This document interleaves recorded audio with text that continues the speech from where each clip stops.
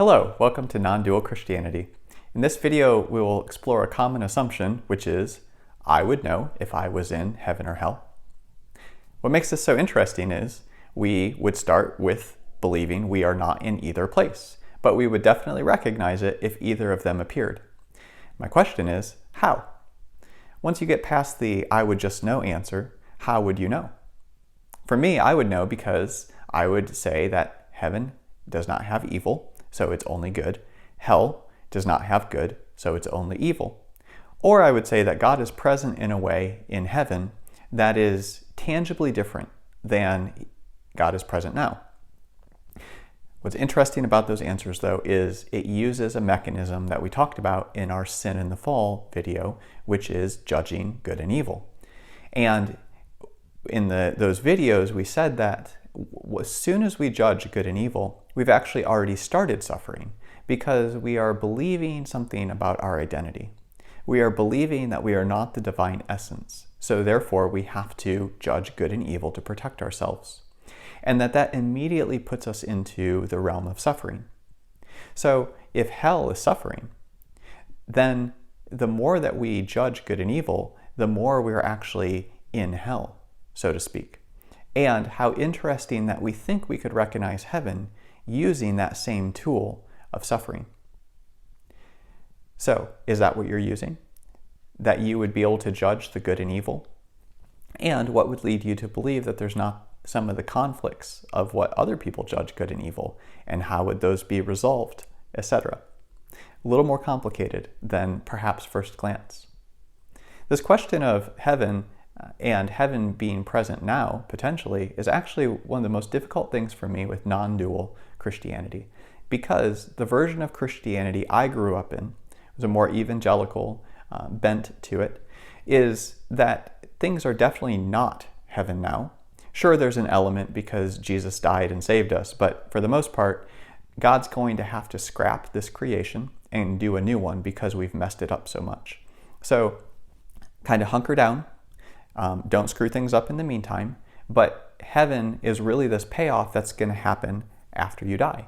Similar to hell, it's one or the other. So it's a post-death, later type of reality. And if it's later, that means by definition, it's not now. And that's why most people would assume that heaven or hell are not now, because they're later.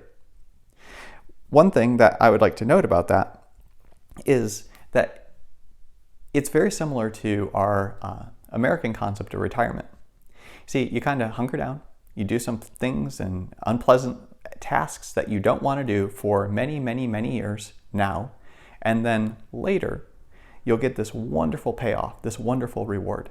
It sounds so similar to retirement, so similar to investing, and it's kind of like heaven is what we have created to help ourselves cope with now and tell ourselves it's worth it, all these things that we don't like.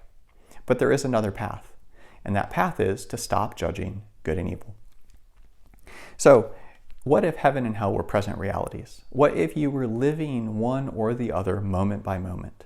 And living in heaven, or the kingdom of heaven, kingdom of God, meant that you were living in truth, and that you were seeing the divine presence as it exists around you, in you, as you, and embracing all that is in an acceptance and love, because it is you.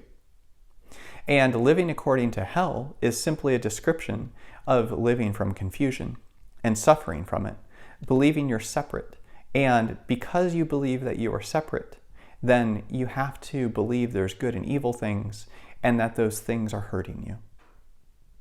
I'm sure you can think of someone, perhaps even yourself, who inflicts their own suffering. Maybe when things start going good in life, they'll mess it up. Or they're just always able to ensure that they can't enjoy something. See, if you can think of any examples where people tell themselves stories and then suffer because of those stories, that would be a perfect example of how heaven could be present, but someone's not realizing it because of the reality that they choose to live according to. Finally, just because they're present realities, this doesn't mean that things can't change in the future. We very much could have new creation, new earth that we live on. Perhaps our forms change. Many things could be different. But my point would be, regardless of what could be different, the fundamental aspect of heaven to me is the divine presence. And that is here right now as you, as all of creation. And if that's true now, then this is heaven in the most meaningful sense of the word. And just because other things would change doesn't mean that it would make things better or worse. So, will you consider walking through the narrow gate now by living according to the heaven reality instead of the hell reality?